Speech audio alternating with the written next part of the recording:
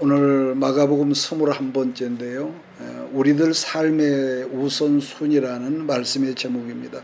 마가복음 10장 17절로 31절을 읽었습니다. 오늘 말씀은 17절부터인데 오늘 본문 성경의 저자인 마가는 예수님께 상담을 했던 이 사람을 부자라고 말을 하고 있습니다. 이제 그런가 하면은 마태복음에서 마태는 이 사람을 청년이라는 말을 하고 있고, 또 누가는 누가복음에서 이 사람을 관리라고 이렇게 소개를 하고 있죠. 그래서 여기서 보면은 마가나 마태나 누가의 말을 이렇게 종합을 한다면 이 사람은 젊은데 부자였고 게다가 출세까지 한 사람, 요즘 말로 표현한다면 뭐가 될까요? 엄친아라고 그러죠. 엄친아. 이제 그런 사람인데 지금 이 사람이 예수님 앞에 무릎을 꿇었다는 걸 보면은 아주 겸손까지 한 사람이라는 것을 의미하고 있습니다. 이게 세상 사람들이 모두 다 갈망하고 부러워하는 것을 이 청년은 다 가지고 있었고, 겸손까지 한 사람이었는데 한 걸음 나가서 영생까지를 사모하는 신령한 영의 사람이었다는 것을 우리가 봅니다. 그래서 이처럼 모든 걸 다 소유하고 있었는데 신앙생활까지도 어떻게 하면 내가 잘 믿을까 늘 고민하고 있었다는 것을 오늘 보여주거든요. 이제 그런 사람이었는데 예수님께 와서 무릎을 꿇고 예수님의 호칭을 선한 선생님이라고 했다는 걸 보면은 이 사람은 예수님이 메시아라는 것까지는 깨닫지 못한 단계였다는 것이지만 그러나 최고의 존칭을 붙여서 예수님을 만나고 있었다는 점이죠. 그 다음으로 이 사람은 질문하기를 뭐라고 합니까?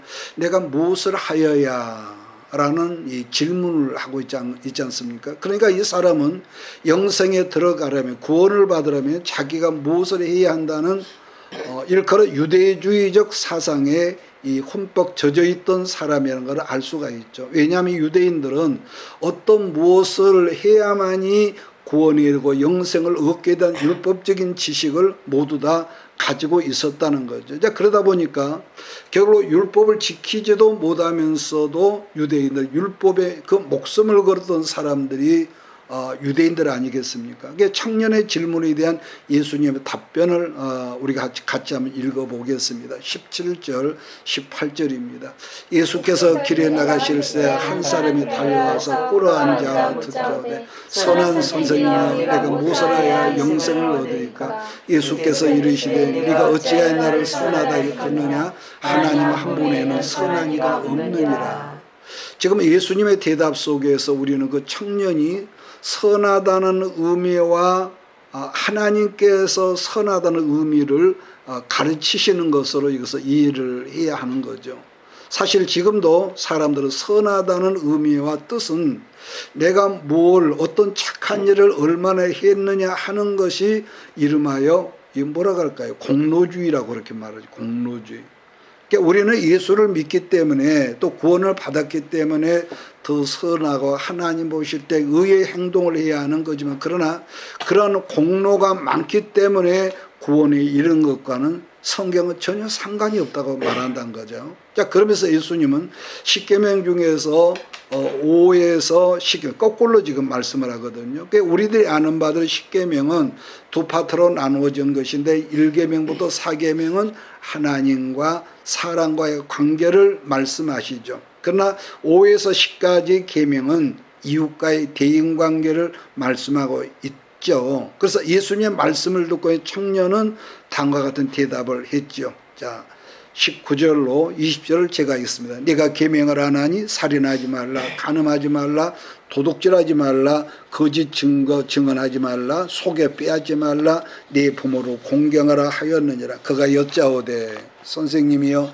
이것은 내가 어려서부터 다 지켰나이다. 20절 말씀의 이 사람은 거룩함을 굉장히 사모했던 사람이나 구나 하는 걸 알 수가 있겠네요. 그래서 왜냐하면 이 청년은 어렸을 때부터 아마 부모가 그런 교육을 했겠지요. 5계명부터 10계명을 철저히 지키며 살아왔다는 거죠. 자, 그러자 예수님은 이 청년에게 21절에서 다음과 같은 말씀을 하시는데 21절 같이 봅니다.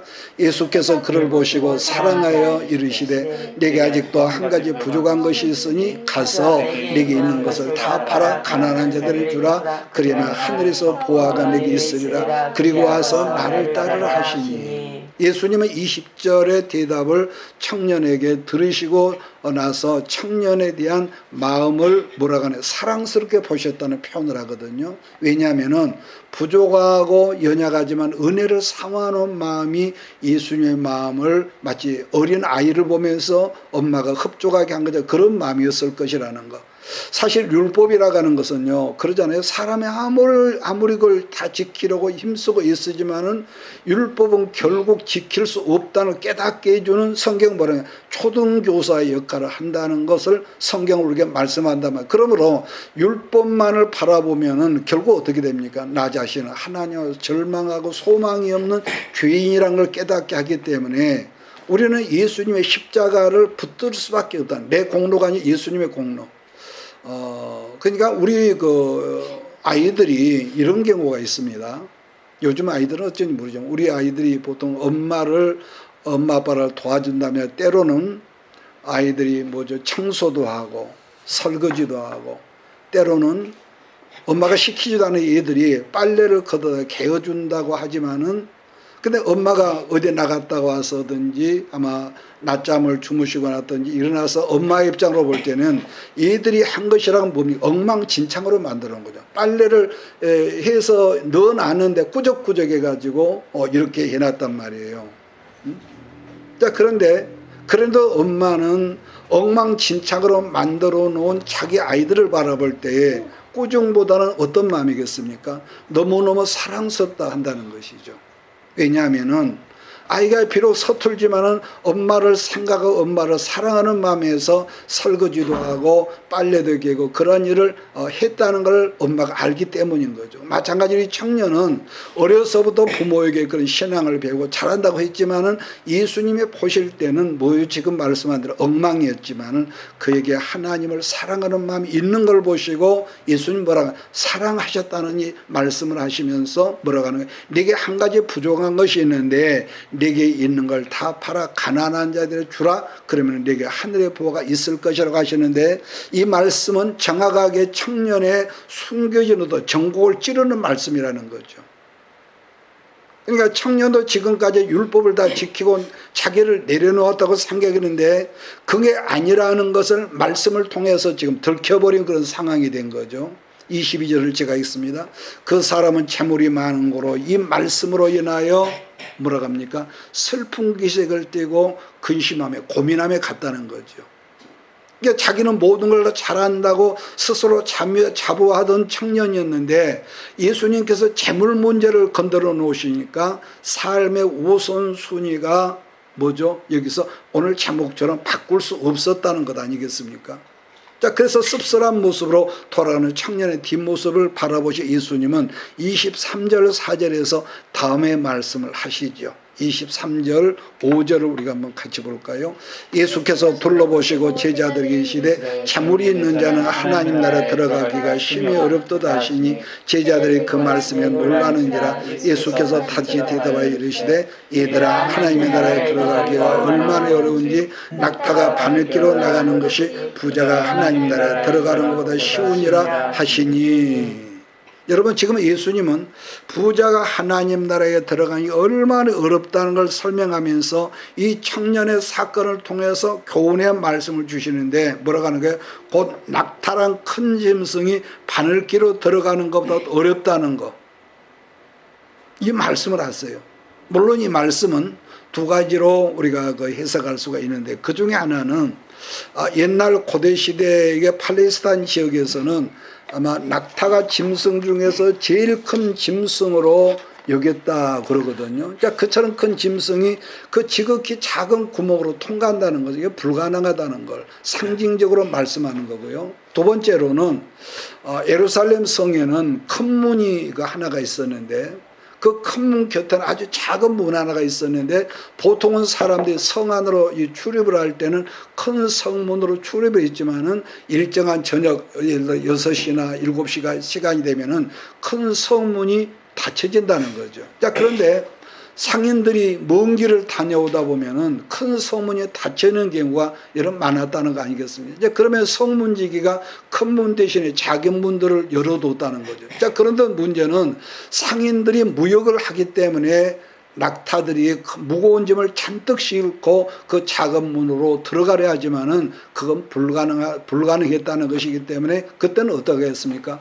그 무거운 짐들을 다 내려놓아야만이 그 예루살렘 성으로 출입이 가능했었다는 것인데, 예수님은 그러한 모양을 비유로서 제자들에게 이 말씀을 지금 하셨다는 거죠. 이게 반복하지만은 하나님 나라는 세상에서 사람이 귀하다는 모든 걸 내려놓지 않으면은 불가능하다는 설명인 것인데, 하나님 나라의 그러니까 우선순위가 바뀌어야 한다는 것을 강조하신 것. 며칠 전에 어떤 목사님 만났는데, 목회자가 되기 전에 이분은 시체를 1300구를 다뤘대. 요즘엔 그것도 뭐라고 그러지, 그걸 장례사. 그러니까 옛날에 염사라고 그랬대요. 그러니까 그 오랜 세월을 거기서 그 영안실에서 그 시체를 닦고 그런 그 험한 일을 했대. 근데 하나같이 교통사를 통해 죽었든지 자살해 죽었든지 보면은 사람들이 다 손을 피고 죽어 있지, 이렇게 한 사람, 주먹을 쥐고 죽은 사람 없대. 그러니까 우리가 상식이 아이들이 태어나면 전부 다 울면서 주먹을 벌끈 쥐고 태어나는데, 떠날 때는 다 이렇게 손을 펴고 죽더라는 거. 자, 그러자 예수님의 말씀을 알아듣지 못한 제자들이 어떤 반응을 했는지를 오늘 또 26절을 제가 읽겠어요. 7절까지. 제자들이 매우 놀라 서로 말하되 그러니 누가 구원을 얻을 수 있는가 하니, 예수께서 그들을 보시며 이르시되 사람으로는 할 수 없으되 하나님으로는 그렇지 아니하니 하나님으로서 다 하실 수 있느니라. 지금 예수님의 설명을 듣고 있는 제자들은 어떻겠습니까? 자기들도 유대 문화에서 살아왔기 때문에 예수님의 말씀을 들을수록 더 놀랄 수밖에 없었다는 건데, 그래서 제자들이 한다는 말이, 선생님, 그렇다면은 누가 이 세상에서 구원에 이를 수가 있겠습니까? 이렇게 아주 퀘션을 의문부호를 했다는 거. 그러니까 예수님의 말씀은 유대인들이 생각한 율법을 지킴으로 말미암아 천국에는 절대 들어갈 수 없다는 말씀 아니겠습니까? 그러니까 지금 이 부분을 잘 설명한 말씀이 바울 선생이 보낸 그 에베소 교회에 보낸 편지서를 보면은 에베소 교회를 향한 편지서에 그런 이 말씀이 있어요. 우리가 참고적으로 한번 찾아보는 게 좋겠네요. 에베소서 2장 8절로 9절입니다.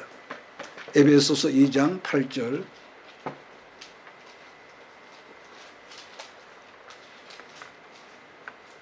에베소서 2장 8절로 9절 말씀을 우리 찾았으면 같이 한번 읽겠습니다. 자, 시작. 너희는 그 은혜에 의하여 믿음으로 말미암아 구원을 받았나니 이것은 너희에게서 난 것이 아니요 하나님의 선물이라. 행위에서 난 것이 아니니 이는 누구든지 자랑하지 못하게 함이라. 아멘. 지금 바울 선생은 에베소서 2장 8절 9절은 뭐라고 그러는 거예요? 뭐라고 하냐면, 구원이란 우리의 착하고 선한 행위에 있지 아니하고 하나님의 전적인 뭐예요? 선물이라는 거예요. 선물.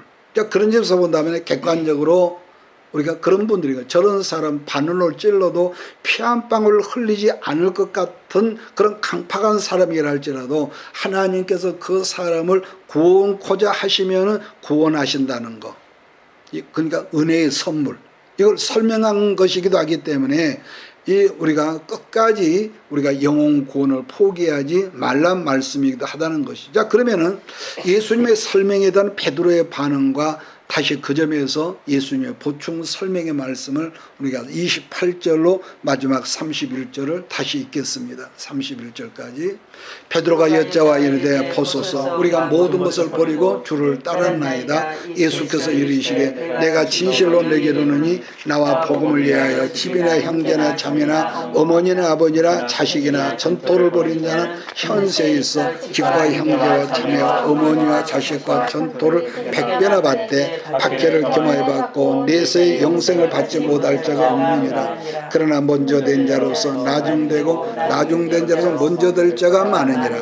그러니까 제자들 입장에서는 예수님의 설명을 들으면 들을수록 점점점 모호해지지 않았겠습니까? 도대체 이게 무슨 말이지? 그래서 베드로가 떼뜨면 한다는 말이, 예수님이 뭐라고 했다냐면, 선생님이 아시다시피 우리는 모든 걸 다 버리고 예수님을 따르지 않았습니까? 그러면은 우리는 어떻게 되는 겁니까? 그랬더니 예수님은 30절에서 뭐라 했냐면은 버리는 자는 내 세에서는 말할 것도 없지만은 현세에서도 복을 받되 뭐라고 해요? 100배나 더 받는다는 이 말씀을 하시죠. 자, 그러나 지금의 상태가 하나님 나라와는 동일하지 않을 것이라는 말씀도 덧붙여 하시는데 뭐라고 해요? 첫째가 둘째 꼴찌가 되고 꼴찌였던 사람이 첫째가 되는 경우가 많을 것이라는 이 말씀을 하시죠. 그러니까 지금 예수님의 말씀은 네가 지금 십자가를 짊어졌다고 생각하니 그러면은 그 사람의 앞에는 그 사람의 사명의 그릇에 따라서 반드시 어떤 이 거침돌이 있다는 거예요. 현세 복도 따라오겠지만은 우리가 예수 믿고 성령 충만하다고 다 좋은 사람 만난 건 아니거든요. 정말로 만나고 싶은 사람보다도 만나면 내가 불편하고 저 사람 만나면 그래서 불편하니까 만나고 싶지 않지만 만나야 하고 당하고 싶지 않은 여러 가지 삶 속에 문제 고난들이 있다는 말씀이 간단히 설명하면 이 부분에서 우리가 생각할 것은 모든 부모들은요 자기 자녀들이 부모인 자기보다 잘 되기를 원하는 것이 부모의 갈망이란 말이에요. 이게 무슨 말이냐면은 우리 아버지신 하나님이 자녀들인 우리들이 잘 살고 정말 행복하기를 너무나 원하신다는 말씀이기도 한 거죠. 물론 지금 이 말씀이 우리들이 정말로 원하는 물질 문제가 아닐 수도 있다고 보는데 다시 말하면은 여러분과 내가 생각하는 복과 하나님께 생각하시는 복의 차이점 때문이지 생각해 보면은요 우리는 어떻게 보면 100배 1000배나 큰 복을 누리고 있다는 거. 유튜브를 잠깐 봤더니 프랑스에서 여행으로 왔다는 어떤 사람이 글을 써놨는데 글 써놓은 것이 있는데 맨 처음에 그 화장실을 갔답니다. 근데 그 외국은 저는 그런 데는 안 가봤지만 화장실에 반드시 돈을 내야 한다네요. 소변을 보통. 우리는 그 사람들 너무나 상식이고 그 다음에 화장지가 없는 데도 있고 더군다나 청소가 안 돼 있대. 근데 그분이 하는 말이 아마 아가씨인 것 같아. 놀랬다는 거죠. 야, 이렇게 깨끗할 수가 있냐. 그러니까 그런 걸 우리가 비교하면 옛날에 목사님이 어렸을 때는 푸세식이었단 말이에요. 푸세식. 그러니까 냄새는 얼마나 나. 자, 이 말씀에서 나 박 목사를 대입시킨다면은 물론 이 세상에는요. 어려움 없이 살아온 사람은 아무도 없겠지만 그래도 일반적으로 다른 사람 우리가 목사님들을 만나 얘기하다 보면은 지금 수십 년을 살아왔지만 삶 속에서 올라갔다가 내려오는 반복적인 어떤 그래프가 다 있더라고요. 그런데 반면에 나의 살아온 삶을 돌아다 본다면은 계속 낮게만 표시된 그래프처럼 이 수평적인 그래프만을 그리며 살아왔다는 점이죠. 올라가고 뚝 떨어지고 그런 게 없었던 것 같아. 그래서 살려면 올라갈 때도 있었는데 아직까지 없었단 말이에요. 그러니까 얼마 전에 지인 목사님이 경제적인 문제로 지금 상황이 해결되지 않아서 표현상 정말 죽겠습니다 그러더라고요. 그래서 제가 지금 했던 말을 한 거예요. 목사님이 알다시피 지난 세월을 우리는 계속 낮은 단계 한 번도 높은 단계로 올라가 본 적이 없었는데 근데 목사님 올라가 본 적도 여러 번 있었지 않느냐. 그래서 같이 웃었는데요. 그래서 사실 아무나 들어가 보지 못할 깊은 골짜기를 내가 걸어왔기 때문에 이만큼이라도 하나님의 은혜를 알게 되었다는 점이죠. 물론 다시 걸었던 지난 세월의 길을 걸어간다 하면은 아이고 하나님 나는 사양하겠습니다.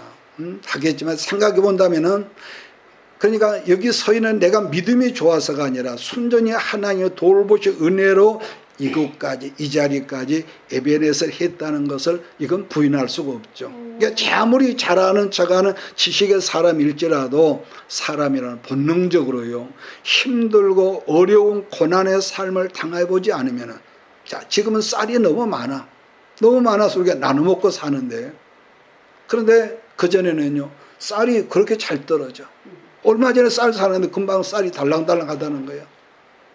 그런 배고픈 삶, 고난의 삶, 주머니에 단돈 1,000원이 없어 쩔쩔매는 그런 힘든 삶을 우리가 겪어보지 않으면요, 우리가 기도를 해도요, 하나님과 간절하게 붙들지를 않는다는 이 특징이 있습니다. 그럼 그 사람이 좋고 나쁘느냐? 여러분, 그렇지 않습니다. 그렇기 때문에 사람이라는 어려운 힘든 고난과 어려운 삶과 어쩔 수 없이 이 친밀함이라는 이 항상 이 같이 동일선상이 있다는 거예요. 어쩔 수 없이. 그런 점은 성경에서 우리가 얼마든지 발견할 수가 있는데, 예를 들어 하나님께서 사용하셨던 여러 모든 사람들이 다 동일한데, 대표적으로 얼른 생각하면 요셉이나 또 누굽니까? 모세나 또 다윗 같은 경우를 보아도 결론적으로 하나님께 그분들을 정말로 크고 위대하게 사용하시죠. 그러나 그들이 당하는 이면 속의 고난이란 뭐라 그럴까요? 표현상 지옥 밑바닥 같은 그런 이 아픔, 배신과 미움과 왕따당하고 쫓겨다니고, 그러나 보편적으로 사람들은 그들이 걸어왔던 역경의 삶, 훈련과 고난의 과정들은 별로 크게 다루질 않고 하나님께서 그 대신에 크게 사용하셨다는 거기만 축복의 어떤 포커스를 거기다 맞추더라는 것이죠.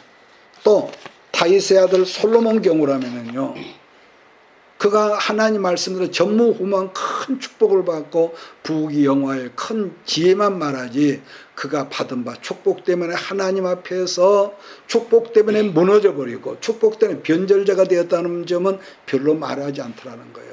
1,000번제를 드렸더니 1,000번 애물을 드렸더니 하나님 엄청난 복을 주셨다. 여기에 보통 포커스를 맞추고 그러지, 그 받은 바 축복 때문에 넘어지고 망했다는 것은 별로 그렇게 다루질 않다라는 거죠. 여러분, 그랬어요. 우리가 공사판을 저도 옛날에 다녀봤지만 큰 건물일수록, 아니 높이 건축하는 건물일수록 특징이 뭐가 있습니까? 기초를 깊게 판다는 거예요. 그래서 기초가 깊지 않은 사람 누구나 다 낮은 단계, 높은 단계를 올라서고 싶고, 나는 너보다 좀 멋진 차도 타고 싶고, 여러분, 그런 우리 갈망이 있단 말이에요.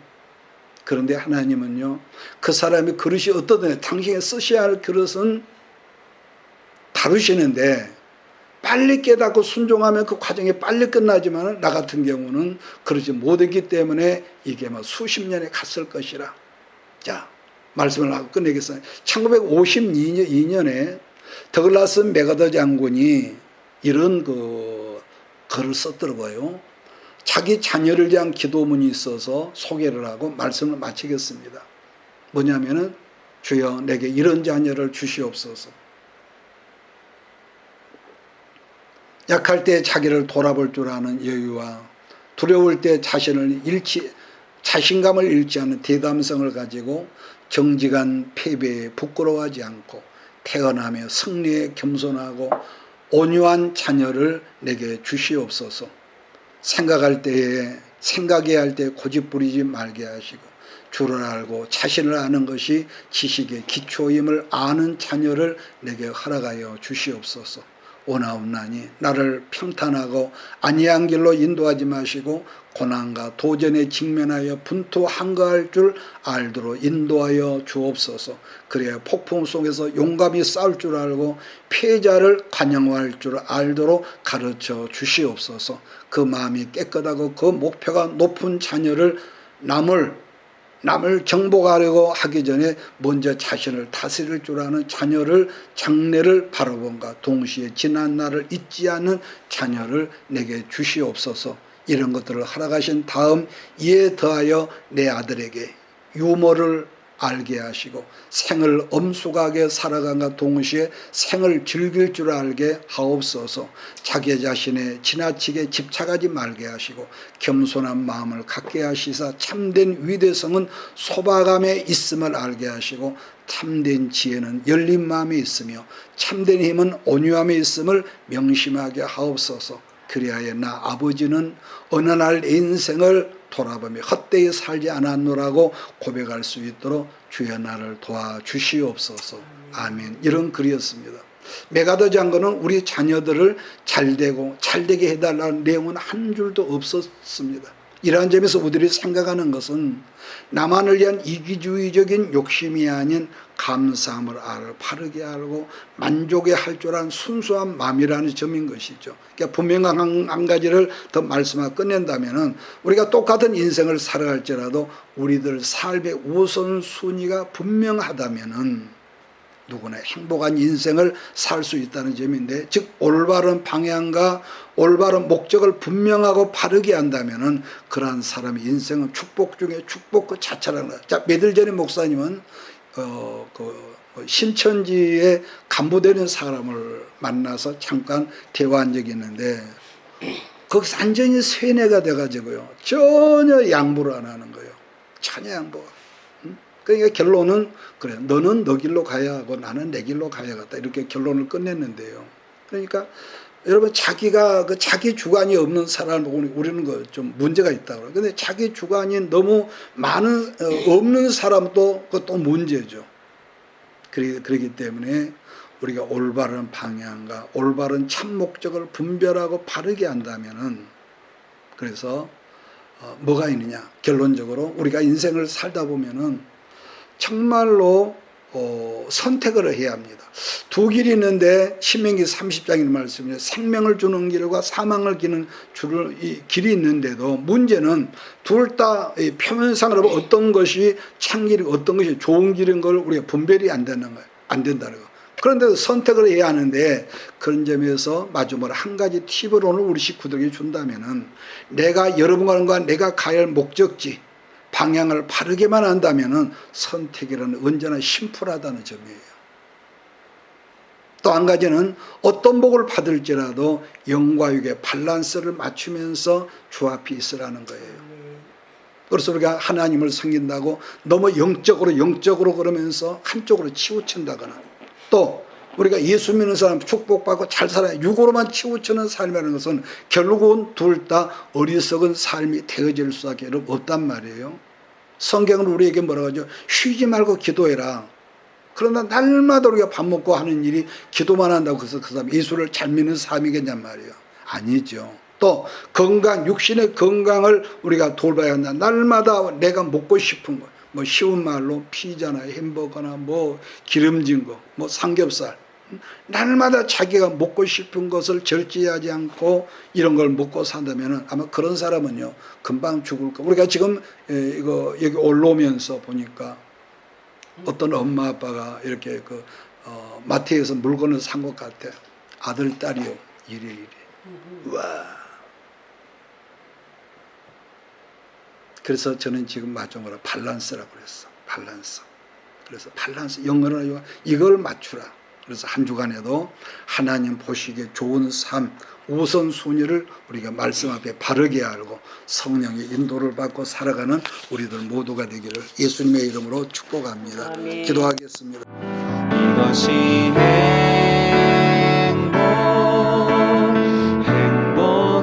행복이라오.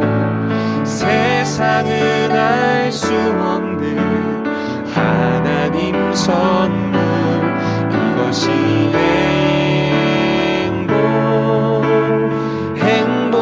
행복이라오.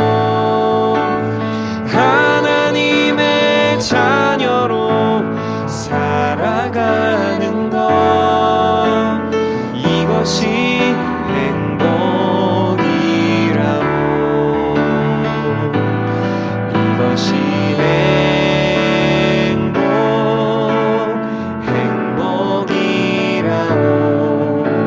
세상은 알 수 없는 하나님 선물. 이것이 행복이라오. 하나님의 자녀로 살아가는 것, 이것이 행복이라오.